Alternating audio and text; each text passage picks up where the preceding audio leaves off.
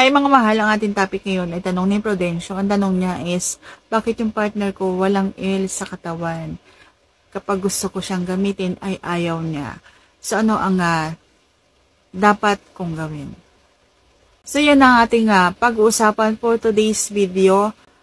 Interesado ka bang malaman? Pag-uusapan natin yan. Pero bago yan, kung bago ka pa lang sa akin channel, please consider to like this video and subscribe my channel.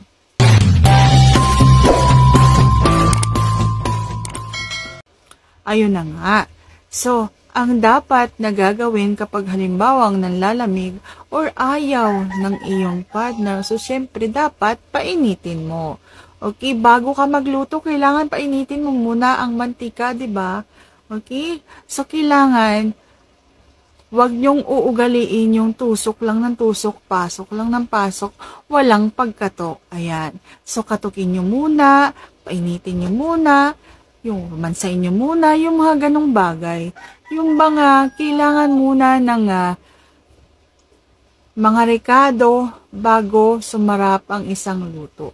Yung bang kahit matagal na kayong nagsasama, wag kang mapapagod, nasuyuin siya, wag kang mapapagod ng manligaw.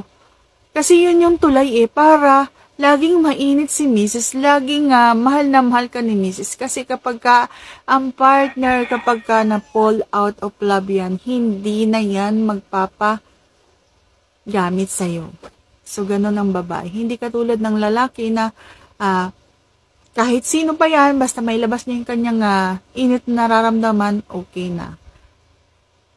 Ang babae, kapag mahal ka, magagamit mo yan.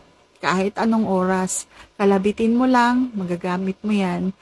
Once mahal ka ng isang tao at napapanatili mo yung pagmamahal sa'yo ng isang babae, hindi yan mahirap kalabitin. Okay? At kapag nakalabit mo na, so syempre, wag na wag mong kakalimutang pasarapin yung iyong pagkalabit. Dapat masarap at dapat wag mo siyang iiwan. Lagi mong uugaliing intayin ng iyong partner. Pagka ang babae nasasarapan na yan, tapos hindi mo naantay, yung paulit-ulit na lang na ikaw yung lalabasan, mawawala yung niyan mamamatay yung nararamdaman niyang init. At sa susunod na laban, hindi na niya mararamdaman ulit yun, matatagalan na. Okay? Matagal, malalabasan ng isang babaeng namamatay yung apoy na nagpapalabas sa kanya. Yung nararamdaman niyang sarap, hindi na makalabas kasi nga, laging nauudlot, laging napuputol, kasi hindi niyo maintay.